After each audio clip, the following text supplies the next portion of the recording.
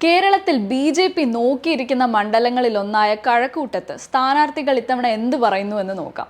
ബി.ജെ.പിയുടെ V Muraleedharan പറയുന്നു ഇത്തവണ നല്ലൊരു ഭൂരിപക്ഷത്തോടുകൂടി എൻ.ഡി.എ വിജയിക്കുമെന്ന്. കഴക്കൂട്ടത്തെ കുടിവെള്ള പ്രശ്നം, റോഡിലെ വെള്ളക്കെട്ട് പ്രശ്നം ഇതൊക്കെ പരിഹരിക്കേണ്ടതാണെന്നും അദ്ദേഹം പറയുന്നു. കോൺഗ്രസിന്റെ അഡ്വക്കേറ്റ് ടി ശരചന്ദ്ര പ്രസാദ് പറയുന്നു കഴിഞ്ഞ കുറച്ച് വർഷങ്ങളായിട്ട് ജനങ്ങളെല്ലാം ബുദ്ധിമുട്ടിയിരിക്കുന്നത് ശബരിമലയുമായി ബന്ധപ്പെട്ട വിഷയങ്ങളിലാണ്. സ്വർണ്ണപ്പാളി വിഷയം, യുവതീ പ്രവേശന വിഷയം ഇതൊക്കെ ജനങ്ങളെ വല്ലാതെ വേദനിപ്പിച്ചു എന്ന് അദ്ദേഹം പറയുന്നു. അതേസമയം CPM-ന്റെ സ്ഥാനാർത്ഥിയും സിറ്റിംഗ് MLA-യുമായ കടകംപള്ളി സുരേന്ദ്രൻ പറയുന്നത് തനിക്ക് യാതൊരു വിധത്തിലുള്ള ആശങ്കയും ഇല്ലെന്നാണ്. കഴക്കൂട്ടത്തെ ജനങ്ങൾക്ക് തന്നെ നന്നായി അറിയാമെന്നുള്ള എഡ്യൂക്കേറ്റഡ് ആയിട്ടുള്ള ഒരു വിശ്വാസവുമായി അദ്ദേഹം മുന്നോട്ട് പോവുകയാണ്.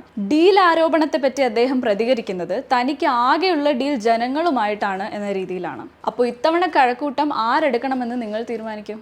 മണ്ഡലങ്ങളിലൂടെ സപ്പോർട്ടഡ് ബൈ സത്വ ആയുർവേദിക്.